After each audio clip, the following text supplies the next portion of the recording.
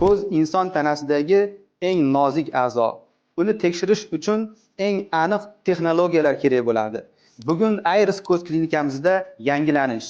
Yangi Boland 99 shelovoy lampasi bizga ko'z tubidagi eng nozik o'zgarishlarni ham mikroskopik aniqlikda ko'rishlikka imkon beradi. Bu apparatimiz Niderlandiya texnologiyasi bo'lib, o'zini oilasida eng so'nggi avlod hisoblanadi. Ko'zni bizga 40 marta kattalashtirib ko'rsatadi. Bu degani mijozlarimizga tashxis qo'yish yanada aniqlashadi.